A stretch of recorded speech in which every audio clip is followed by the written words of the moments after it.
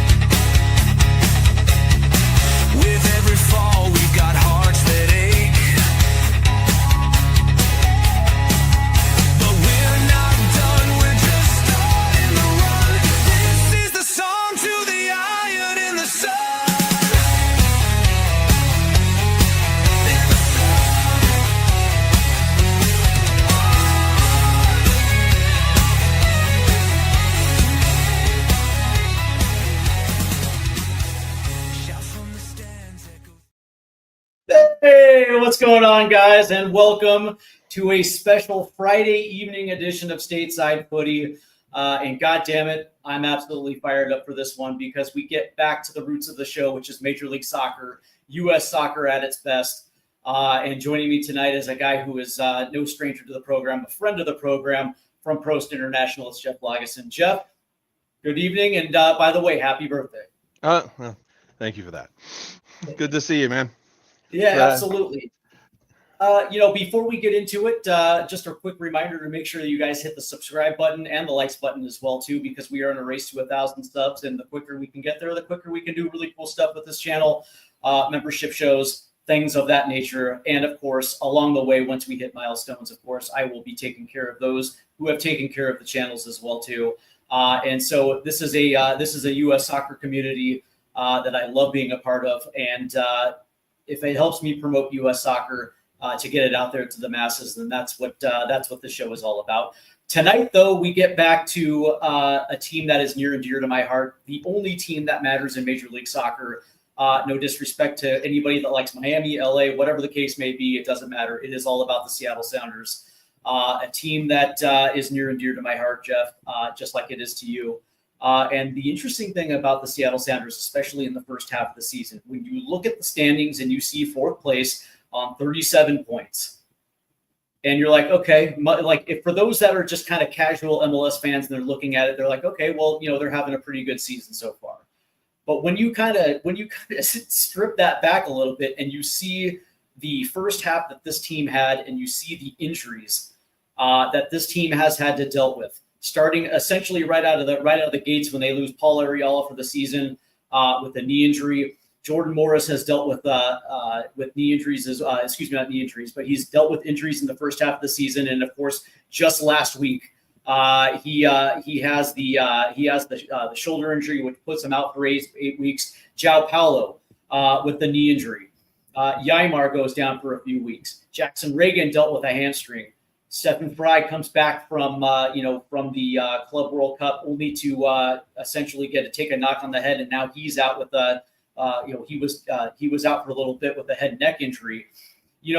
On the surface, when you see this, for most Major League Soccer teams, that type of injury list generally sinks the season, especially if one or two guys that are paramount to their attack or paramount to their defense most likely doesn't have the depth to withstand those type of injuries. And yet the Sounders are on 37 points, sitting in fourth place, well above the playoff line. I guess I got to start with Brian Schmetzer, because there has to be some sort of influence with this coach, the long-term head coach of the Seattle Sounders, the ability to rally this group, the ability to still believe in the talent that's still within that changing room.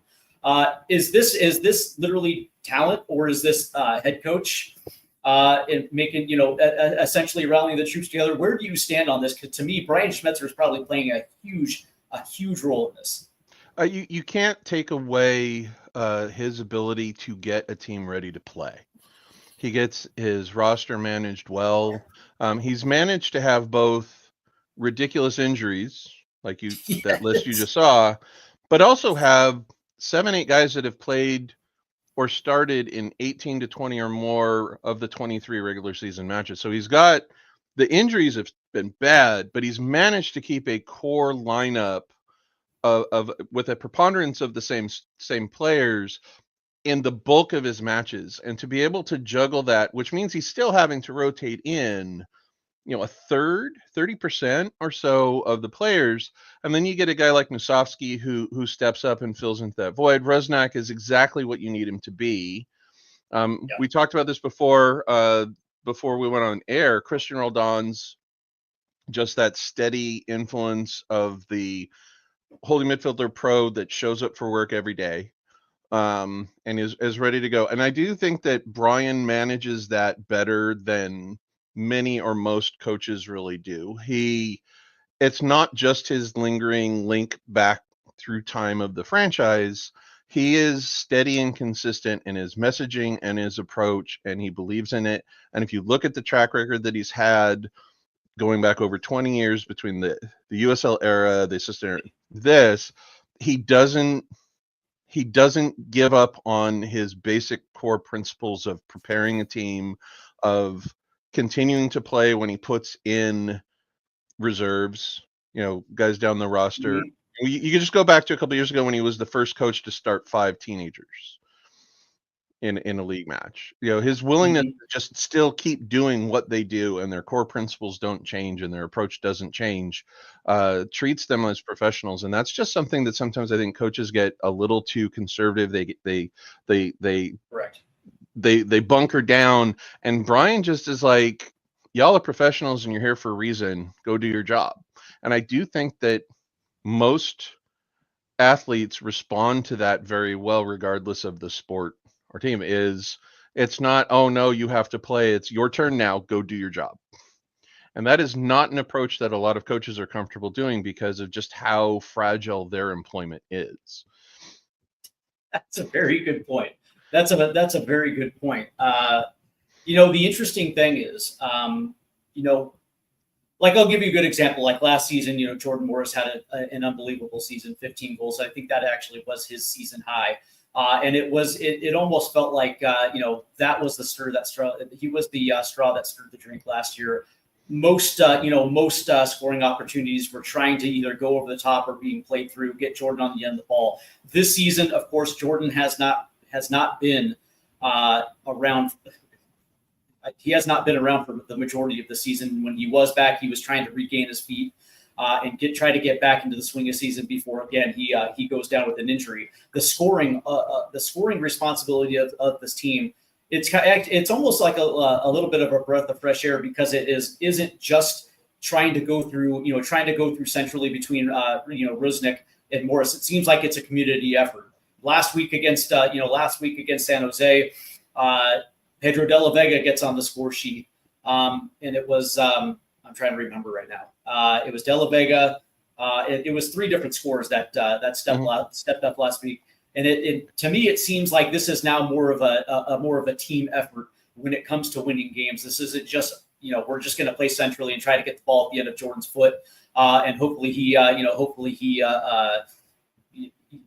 comes good. To me, this feels like this is a complete team effort, especially considering the injuries and especially the games that they played so far this season. The amount of games in league, and of course, we're already past the Club World Cup, so there's already a lot of miles on this team. Well, and you do see it with Musovski stepping up. Rusnak, Musovski. Also, De La Vega's goal the other night. That was a crack. We've seen the player they wanted him to be when they got him, and we've seen a lot more of that this season.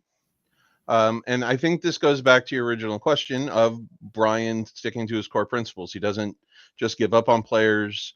they play through it. They get a chance to do that. We've seen that with a number of defensive players over the years as well. And right now, he's got to trust that guys are going to be professionals and show up and work through whatever struggles that they're having productivity-wise. You don't see the guys like roll down on the score sheet every day, but you also see them the reason other people are. Right. And a lot of times those guys don't get appreciated unless you see them play all the time, right? So fans will get very supportive of a particular player that other teams, fans and general layman supporters will watch, and they'll just kind of go, well, why is that guy? What's special about him? And until you see the stuff they do off the ball, behind the ball, guiding the play, you see that, then you really appreciate what somebody brings over time.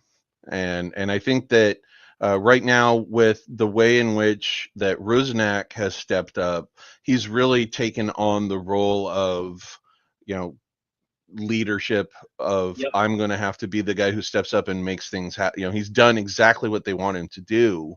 But that's a role that a player has to step up and embrace and do. And you're just seeing the benefits of having that kind of just general class of form and consistency of approach that Rusnak just has brought. I mean, that volley where he didn't even look and just spun and turned on the bad clearance, that's just quality, like right there. I got to say that I was definitely wrong about Albert Rusnak, because when you talk about 31-year-old center attackers, I thought that the Sounders could have used that DP spot to get a little bit creative when it came to the central attacking role. I didn't think that they should have gotten rid of him, but for that type of roster spot, I just felt that they could maybe step out of their comfort zone and take a chance on somebody that was going to be bring a little bit more top heavy goal contribution. But that being said, I was absolutely wrong about him. Not only has Albert Rusnak stepped up, but he's essentially made me eat crow. Well, the other part with it is that they really had to approach their roster build this year differently than they've ever had to before, and probably ever will have to again. Mm-hmm. Right, this year, they lead in with internationals before league play. They had to juggle the notion of playing in the Open Cup. So Tacoma shows up, but Tacoma would have been the team that played in the first 2 rounds of the Open Cup anyway. So I don't know about that. Right. But, and then they had to really be trying to peak in June, right, because of who they were playing.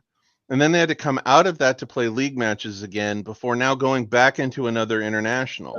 It's almost like the real league focus doesn't even take place until after the Leagues Cup. It's the end of season run-in is really where the league is going. And that's where being at 37 points with those matches to go is the blessing for them this year, is that they get to have a run-in that they can control a little bit and not have to worry about what other people are doing. I agree. The interesting thing though is, and I know we're gonna be touching on a few topics in just a second, but when you brought up roster construction, I've never really been the biggest fan of Craig Weibel at all. Considering prior to Weibel's appointment, it was Garth Lagerwey, and prior to that, it was Adrian Hanauer. Now, granted, I'll give you that it was under a different ownership group. Joe Roth was not afraid to go out there and spend money. Now, granted, they were never the team that was going to win a transfer window. But that being said, it always seemed like they were aggressive. They always had that opportunity where they could turn a DP into a TAM just to make room so they can go out there and make a summer signing that was going to ease into that second half of that season. Over the last couple seasons, I didn't think that Craig Weibel necessarily understood his coach to a point where I was second guessing maybe some of these roster decisions. I didn't know if he had the strong capability to build a team around the strengths of his coach. But this season, I do have to give credit where credit's due, because I actually think he got it right. Well, maybe it took him a little time to get up to speed with that too, though. So that doesn't mean you were wrong at the start of that. It does take sometimes those partnerships time to play out. And Brian has outlasted so many GMs Correct. in Correct. in all of those, which is such a weird thing for a head coach anyway. Yeah, the roster build this year had to be different. It had to be really flexible in where players could play. They had to be guys who could handle the ebbs and flows of peaking at different times during a calendar year, that were the 31-year-old you might not have built around in a different season is exactly the guy that they probably needed this year, and is proving to be the guy they needed this year because he's been in the professional ranks for so long that this is just something he could prepare for and do. And then he has quality of touch and play, and it gets a chance to showcase. I get the feeling that this year it feels like it's Rusnak's team. I would agree. Which is interesting. I don't think that was anything anybody really expected. We expected some decent play out of him, but he's really stepped up and just asserted himself in games in different ways. The willingness to try that one goal where he just turns and volleys. Players don't try that stuff if they're not pretty confident in where they are with a coach, with because you try something kind of cheeky like that and it goes sideways. The coach looks at you like, why did you blow that great opportunity, right? Instead, he tries something like that, and it was just kind of like he had the confidence in his relationship with his head coach to do that. There are times where sometimes you see players do that stuff and you're thinking to yourself, oh man, he's just going to get reamed even if it goes well. And I think that is, again, back to the strength of Schmetzer, is that as long as it's within what the core principles of what the Sounders are trying to do, players have a little bit of leeway there if they earn it. I like it. So let's get into some things about the first half. And I want to ask you what you felt was your biggest surprise of the first half. Some people will say that it was the Club World Cup. The fact that they were playing in what I would consider the group of death. I think they held their own, and I thought they played well. The fact that you're starting to see, as you just mentioned, with Albert Rusnak taking control of this team, and also it might even be the play of Christian Roldan. And again, I've heard it from multiple Sounders fans who would probably describe this as Roldan's probably his best year in terms of leadership and play on the field. I'm curious to find out exactly what you thought was your biggest surprise. My biggest surprise is that you've got Musovski with 8 goals. Yeah.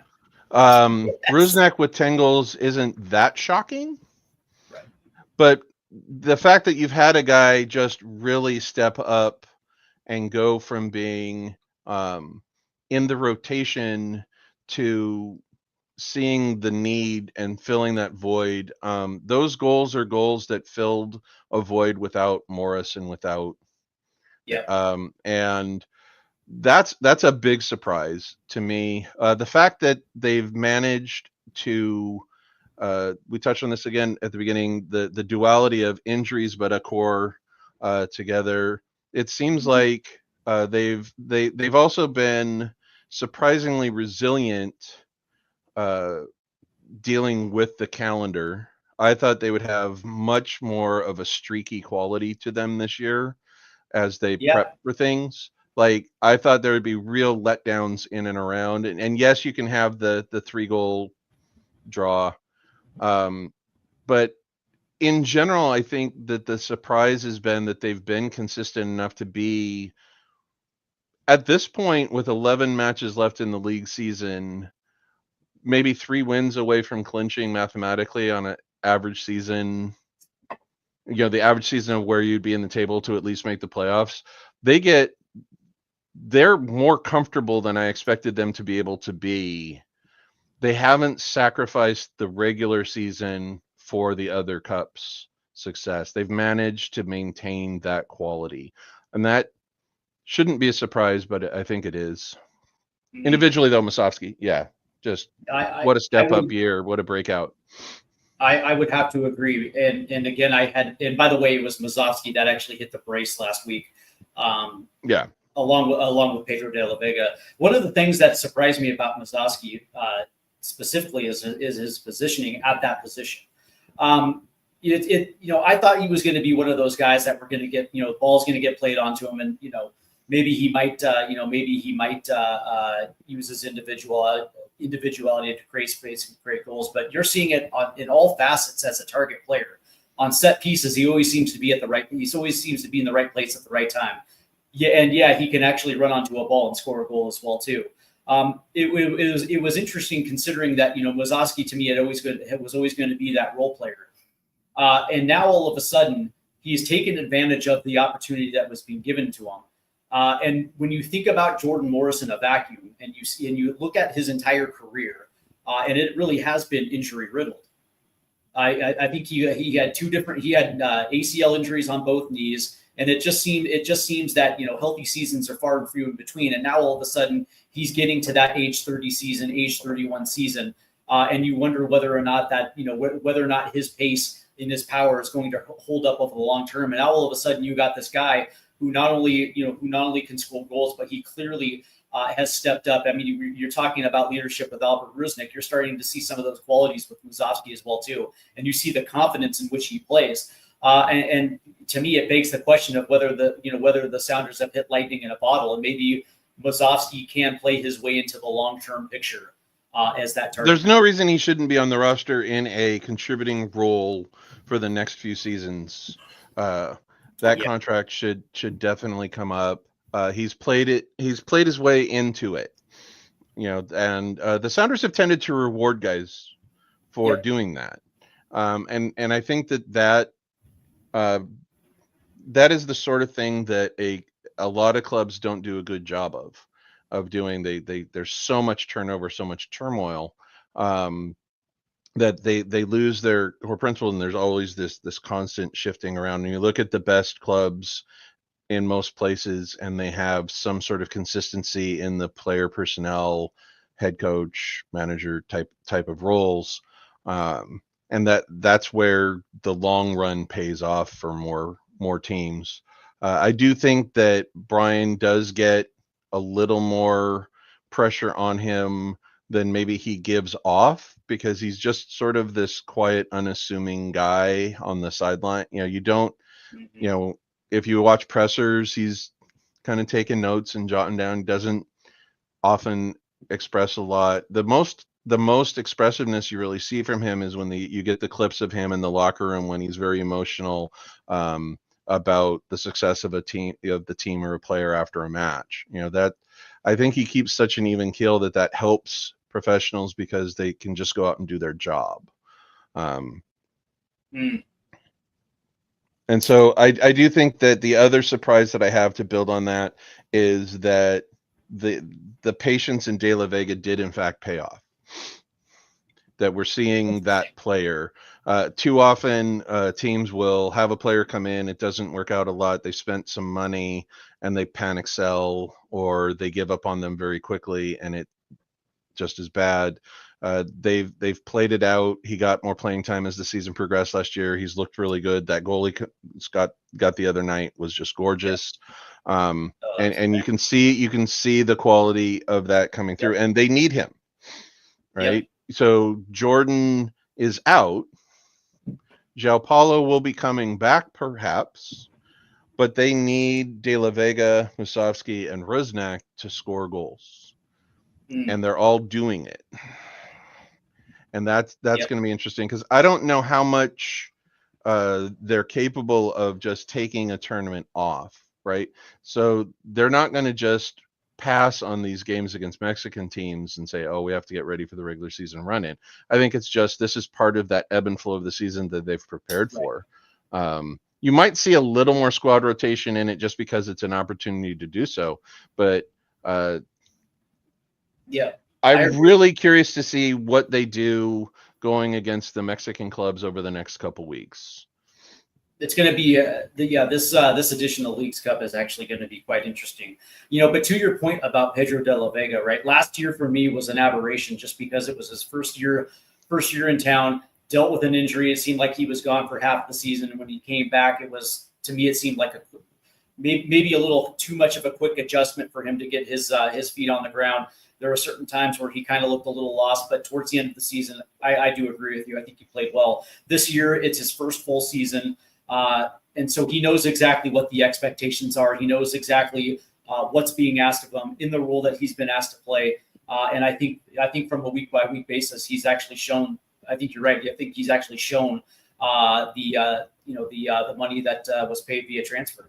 No, it's not like he's scored a ton of goals. He only got a couple goals, Yeah. but he's also been capable of being the impactful sub that stretches defenses and does things.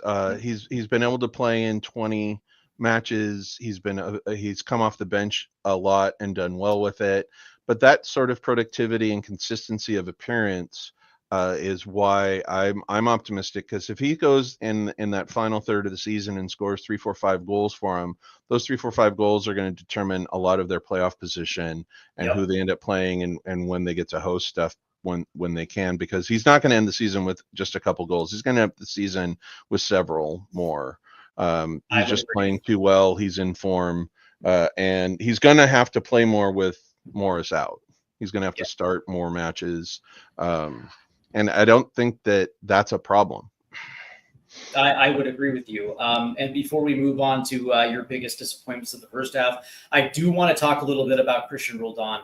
We spoke a little bit about him before the show, and I thought you brought up some very, very, very interesting points about just his professionalism, his leadership. I've heard it by multiple Sounders fans that describe the season as, if not the best, one of his best seasons, to the point where a lot of people were wondering, why, Mauricio Pochettino didn't add him to his Gold Cup roster.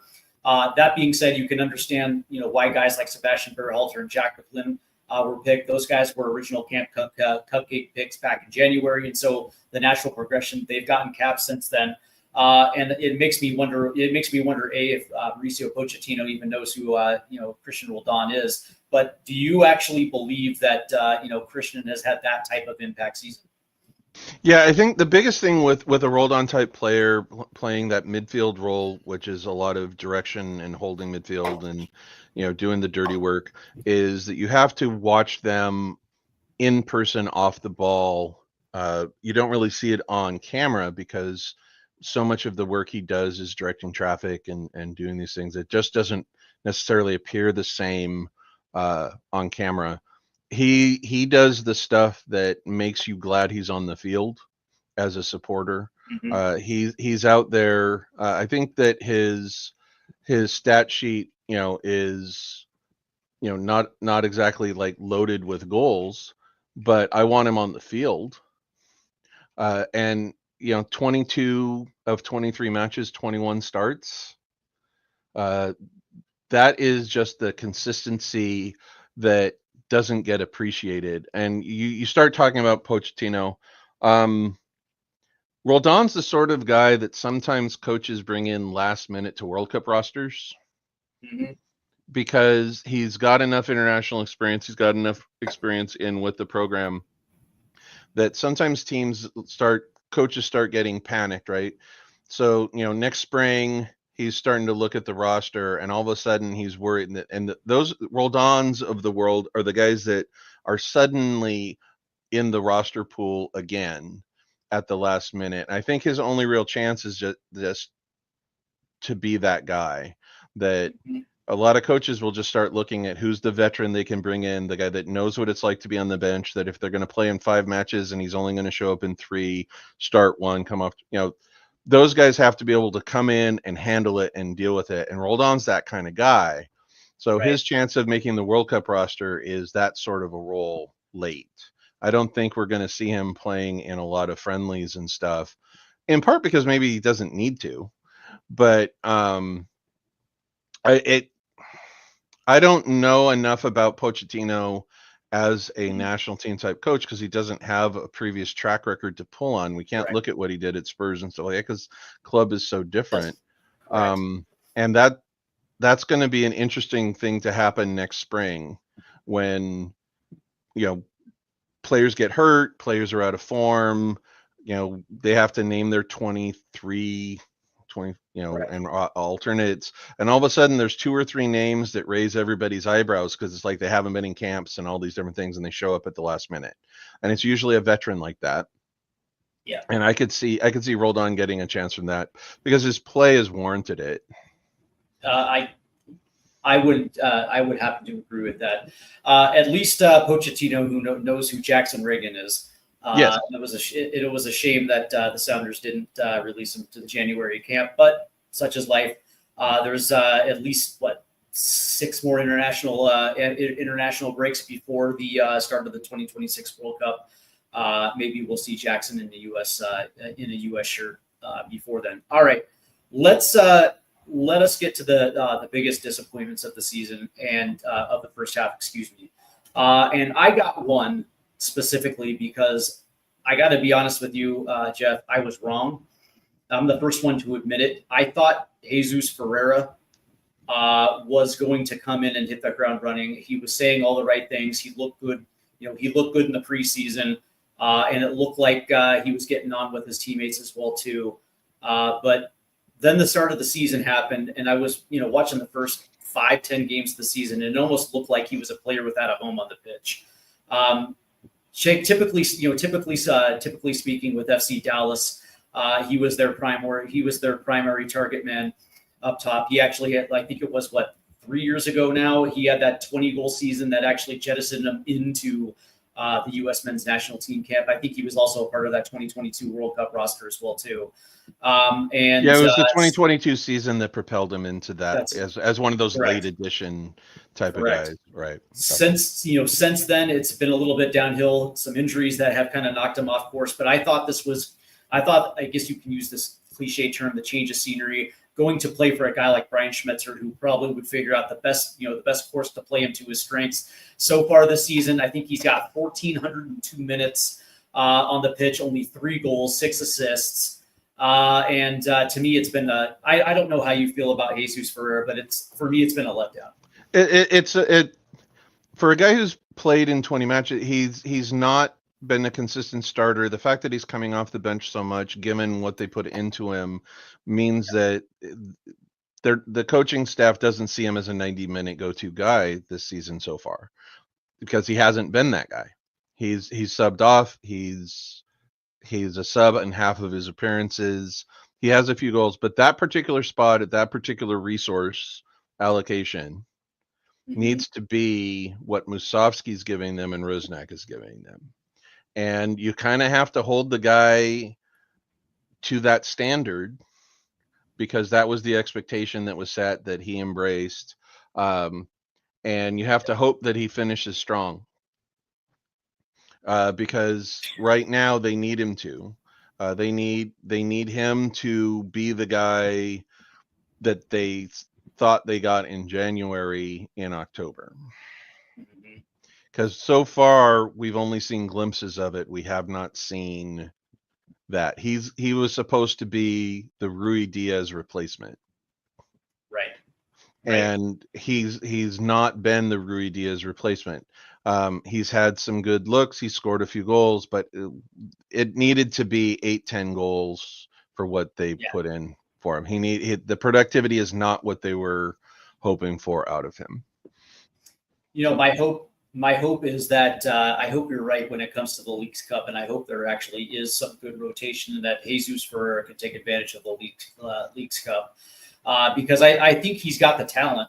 I think clearly he's got the talent. But maybe it's a confidence issue. Maybe it's, who knows what it is. But I happen to agree with you that. He wouldn't have shown up in 20 matches coming off the bench in 10 if Brian had completely given up on him.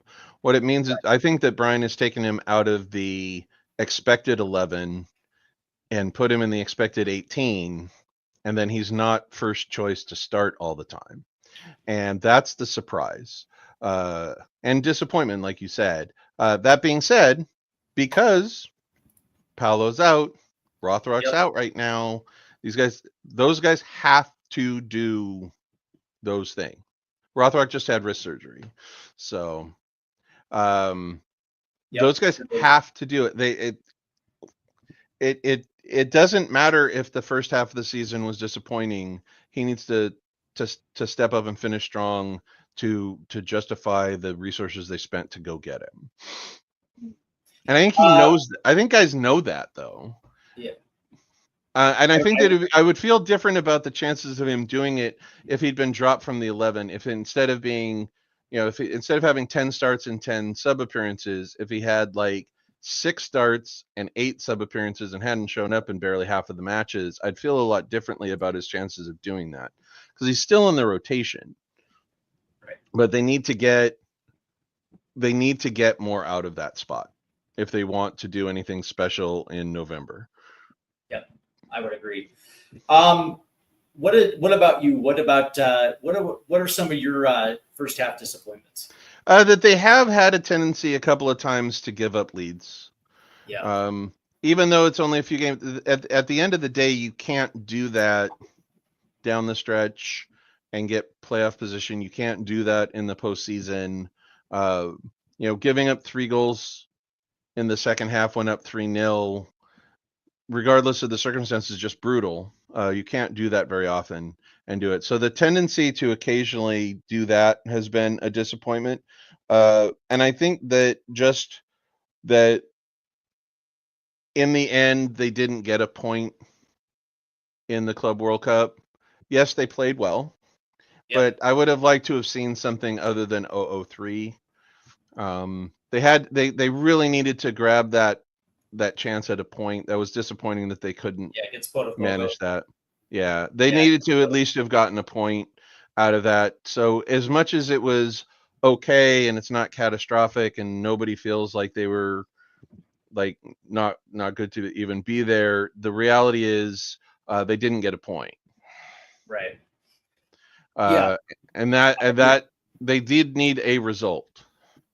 And by the way, the matches against Atletico Madrid and PSG, it's understandable. Those are 2 of the best teams in the world, and me personally, I thought they gave a good showing against both. But it was that match against Botafogo where I 100% agree with you. That was the opportunity to grab a point because it was such an opportunity on such a stage to be a big to present, and the presentation was great. They looked like they belonged when you watch the flow of play, but at the end of the day, when you look at the standings, 0-3 is in the end 0-3, and that's disappointing that they couldn't at least grab a point somewhere in that.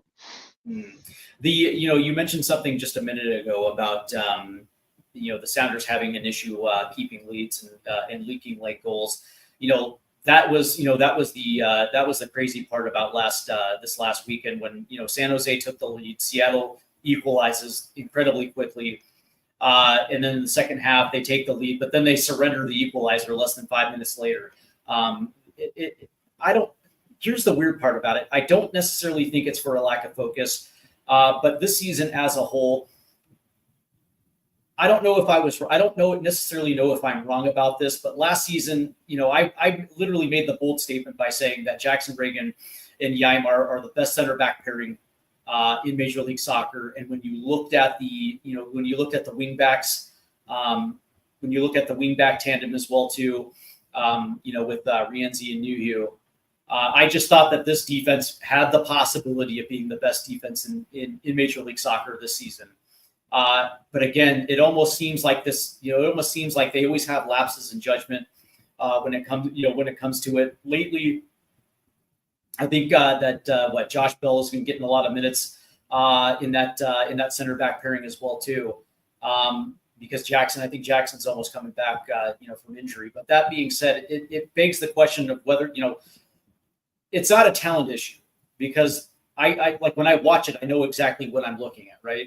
And there were times last season where specifically those two center backs, were literally playing as the best center pairing in the league. They were absolutely they were large stretches. And then this season, I don't know what to put my finger on it, because when you look at the overall goals against, I mean, I think they only have a +4 differential. They've leaked 33 goals to 37, 33 goals against to 37. And so I guess the question is does this defensive group sometimes, have lapses. It's an interesting point because they are only at +4, and if you look at the top part of the Western Conference standings, San Diego, which is a shock, Vancouver, Minnesota, Seattle, LA, right? It's +15, +13, +13, 4, +12. The one team that's not had the goal differential, but the Sounders are right in there, kind of in the average of goals scored. They just conceded more. And that's a little bit of a surprise given what we think of as a strength of the club. And it's not just because Fry's missed a couple games. It's correct. They've made some questionable choices as defenders in some games that have led to some letdowns, which is interesting because Brian is generally a pretty good defensive coach.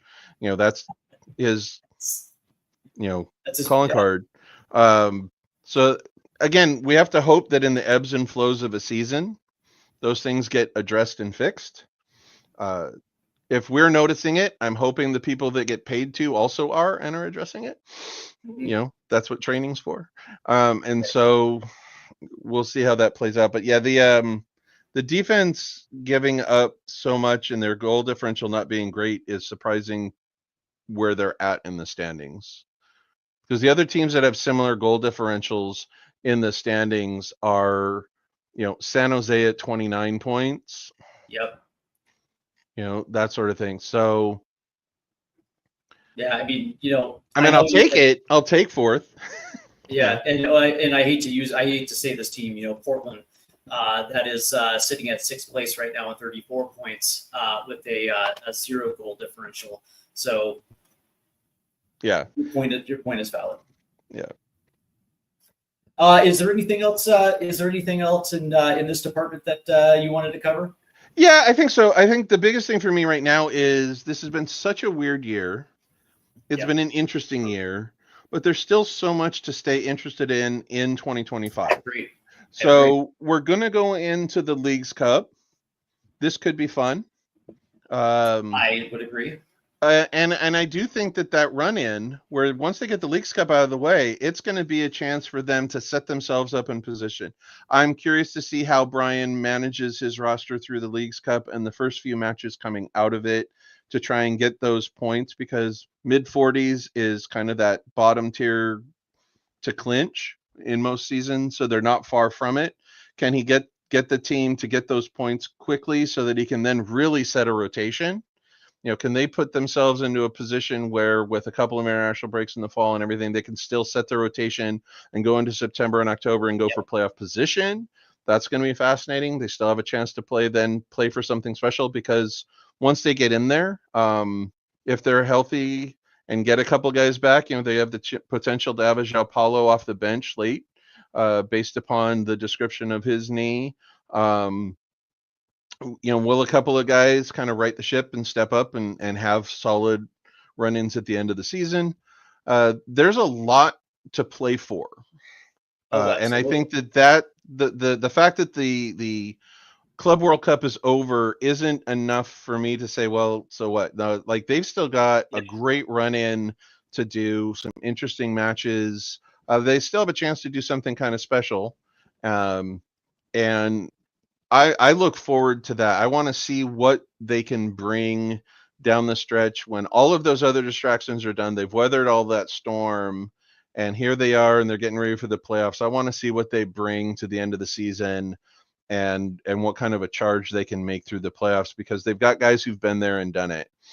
Mm-hmm. And I think that bodes pretty well for the chances of look how close they came to getting there last year at the end of the season. I think that they have a chance to position themselves and do something very similar this season. So I look forward to that. MLS in general, it has been fairly interesting, but the international tournament has been so heavy as a focal point.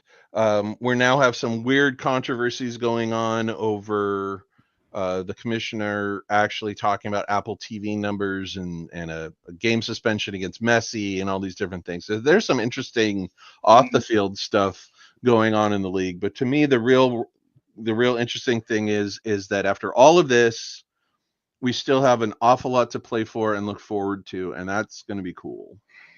I'm looking forward to Leagues Cup because I actually think the Sounders are one of the better knockout round teams that Major League Soccer has to offer. Last season, I thought they had actually a brilliant Leagues Cup last year, getting to the semifinal.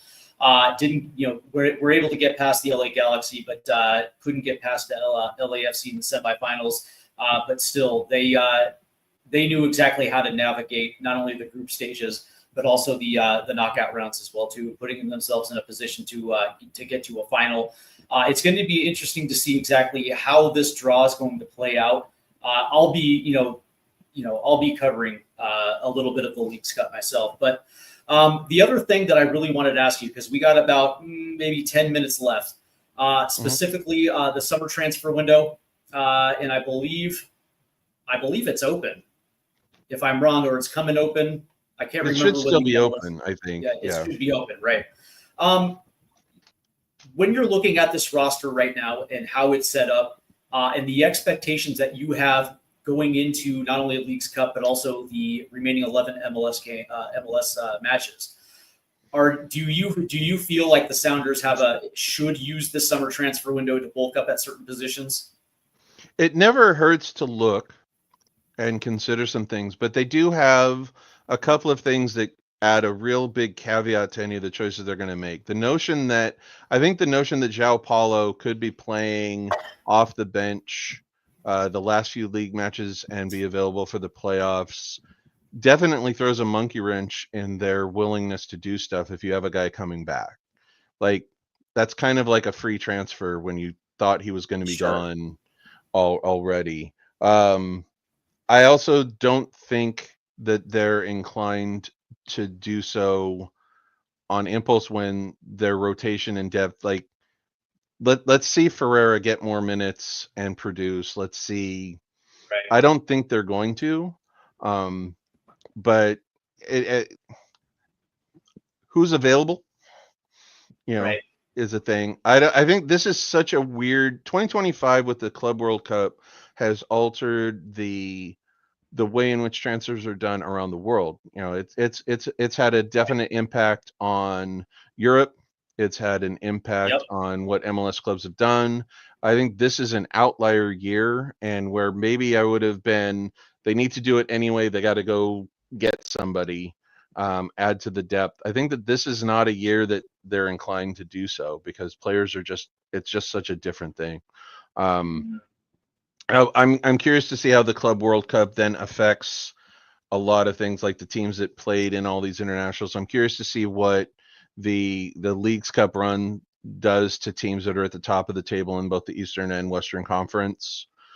How that affects their run-ins to the playoffs. This is just such a different year, and then they go right into a weird World Cup year next year. Yep. Oh, 100%. I have a feeling, when Arriola, they went out, they made the move, they brought in Jesus. They went out and they made the move, they brought in Arriola. When Arriola got hurt, they brought in Kent. I don't know that they're in a position to make a lot of moves right now because they've kind of spent that capital. And so it'll be interesting to see. I don't even know that they're going to make a lot of moves in the off season this year in December, January. I think the real window is going to be after the World Cup next year. I think that they're going to fairly sit on what they have for the next year, because a lot of guys have extensions and things like that. I don't think they're going to make a lot of changes in the next calendar year. The reason why I ask is because I think that the core of this team is good enough to win MLS Cup. I really do, and I think they have the experience necessary to get there. When healthy, I think our defensive five is probably one of the strongest. And by the way, I think Rienzi has been one of my pleasant surprises this season. I love the way that Rienzi is playing, and it almost makes Alex Roldan. It makes him persona non grata as far as I'm concerned, because I actually think he's the better player, Rienzi. But when I look at this team, and I've seen the injuries so far this season, and I'm looking at the wing positions, I think Pedro de la Vega has played well enough to understand for all of us to say, okay, cool, like that's solidified on the left-hand side. But when I think about the right-hand side, and sometimes you see Georgie Monongo, sometimes you see Jesus Fur right there. It almost feels like that could be a position of upgrade, especially as we get to the later half of the season. Excuse me, the last 11 of the season, and we get into the MLS Cup playoffs.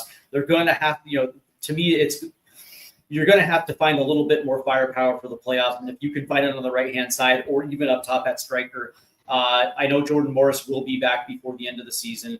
So he will be back before the playoffs. But that being said, with the striker, I think they're listing him as 8 weeks or something like that right now. Weeks, yeah.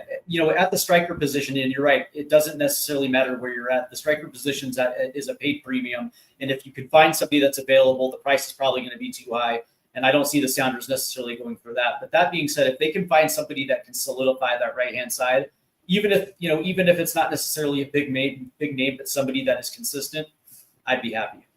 Yeah, it's going to be interesting. Going back to our preseason talk 6 months ago, we talked about what this calendar would look like, and I think that we would be pretty happy with where they're at now when we were talking then.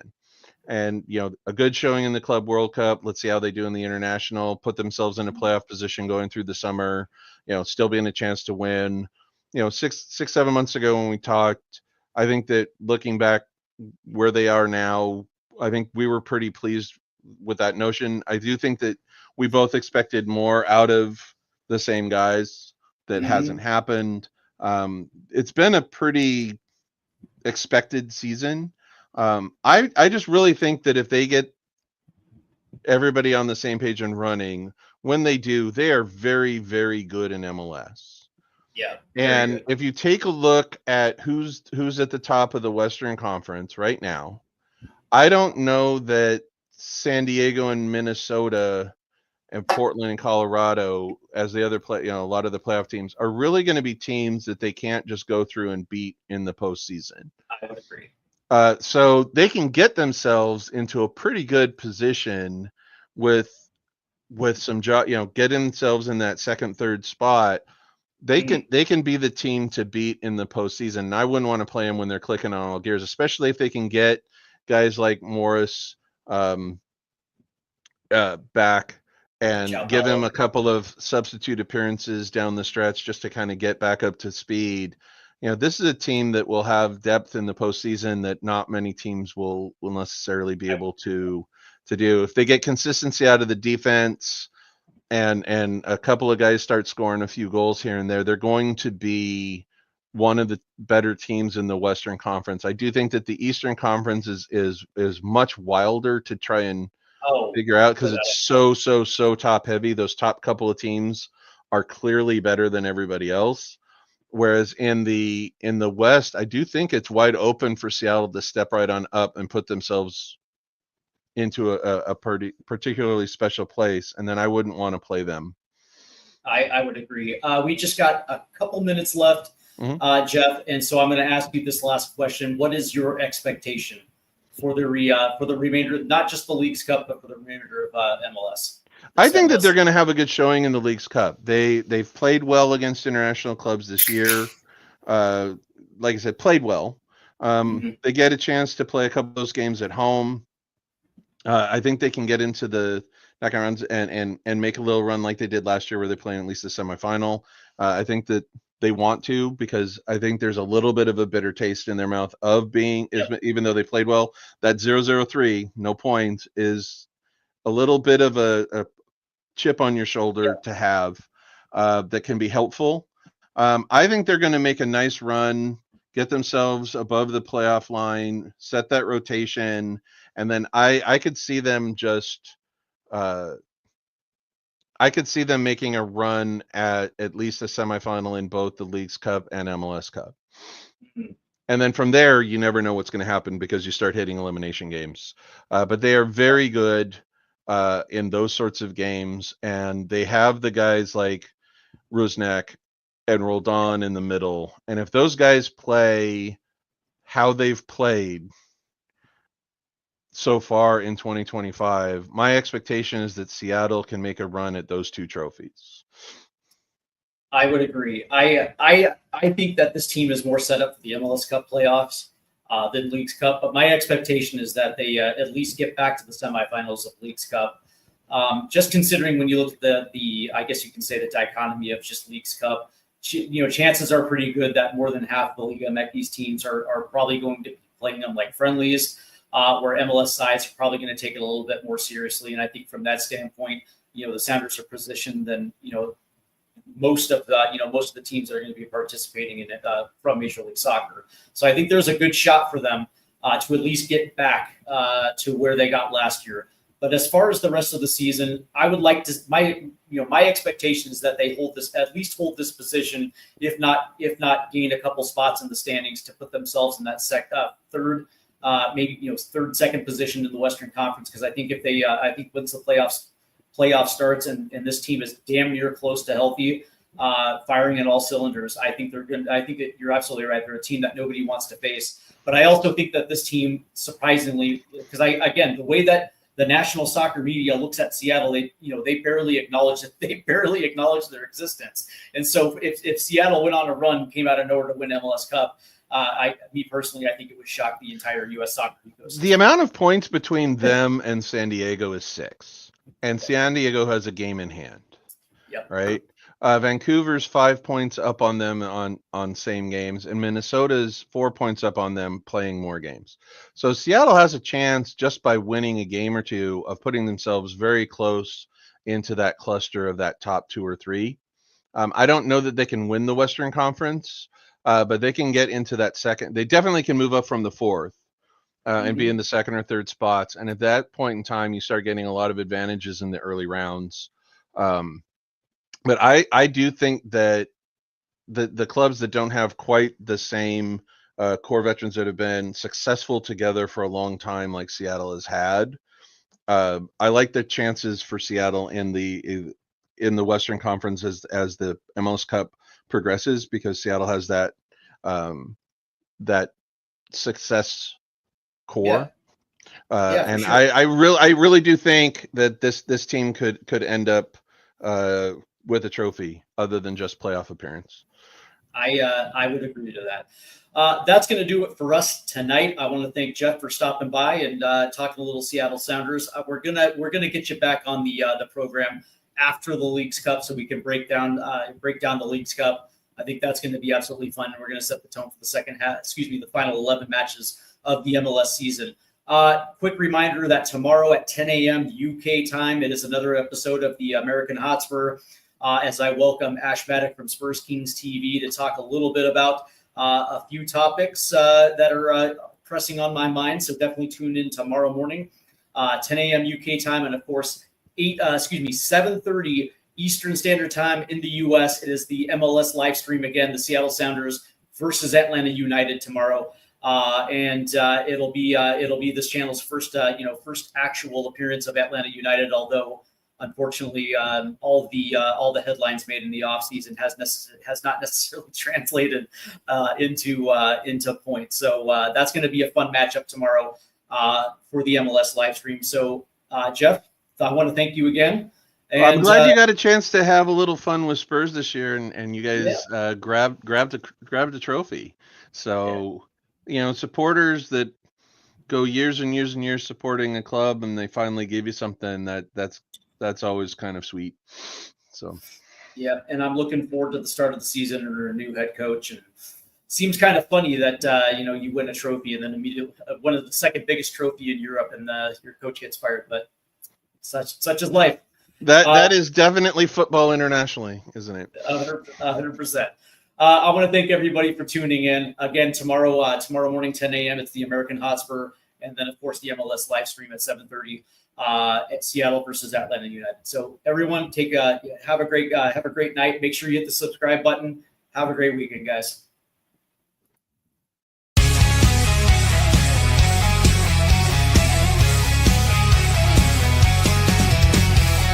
Rusted goalposts under fading skies.